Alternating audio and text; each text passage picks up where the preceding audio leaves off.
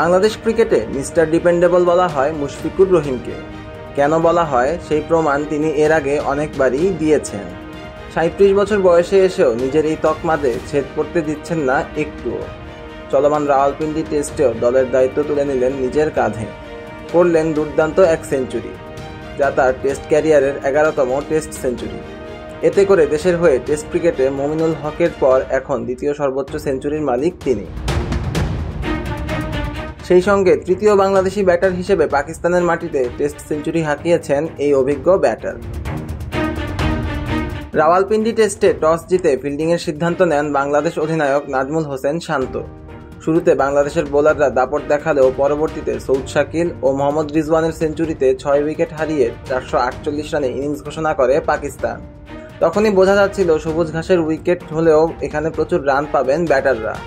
বাংলাদেশের ব্যাটারদের রান করার আহ্বান জানান ব্যাটিং কোচ ডেভিড হেম্পো।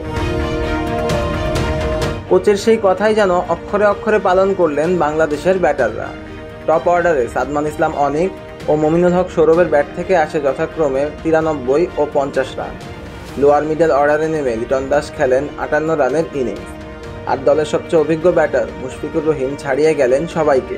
২৫০টিরও বেশি ডিজাইন অপশন নিয়ে ওয়ালটন স্মার্ট ফ্রিজ, বোঝে আপনার প্রয়োজন। করলেন ক্যারিয়ারের ১১তম টেস্ট সেঞ্চুরি। বাংলাদেশের ব্যাটারদের মধ্যে তার চেয়ে বেশি টেস্ট সেঞ্চুরি আছে শুধুমাত্র মমিনুল হকের। ১২টি সেঞ্চুরি নিয়ে বাংলাদেশের হয়ে সবচেয়ে বেশি টেস্ট সেঞ্চুরির মালিক তিনি। এছাড়াও আরও এক রেকর্ডের মালিক হয়েছেন মুশফিকুর রহিম। পাকিস্তানের মাটিতে তৃতীয় বাংলাদেশি ব্যাটার হিসেবে টেস্টে সেঞ্চুরি করলেন মিস্টার ডিপেন্ডেবল। এর আগে এই কীর্তি আছে জাভেদ ওমর বেলিম ও হাবিবুল বাশার সুমনের। ২০০৩ সালের পাকিস্তান সফরে এই কীর্তি গড়েছিলেন তারা। করাচি টেস্টে হাবিবুল বাশার করেছিলেন ১০৮ রান। পরবর্তীতে পেশোয়ার টেস্টে জাভেদ ওমর বেলিমের ব্যাট থেকে আসে ১১৯ রান। টেস্ট ক্যারিয়ারটা বেশ সমৃদ্ধ অভিজ্ঞ ব্যাটার মুশফিকুর রহিমের। এই ম্যাচের আগে ৮৮ ম্যাচের টেস্ট ক্যারিয়ারে ১৬৩ ইনিংস থেকে ৫৬৭৬ রান করেছিলেন মুশফিক। গড় ছিল ৩৮.০৯। এছাড়া পাকিস্তানের বিপক্ষে এর আগে টেস্টে ৭ ম্যাচের ১৩ ইনিংস থেকে ৫২৩ রান করেছিলেন মুশফিকুর রহিম।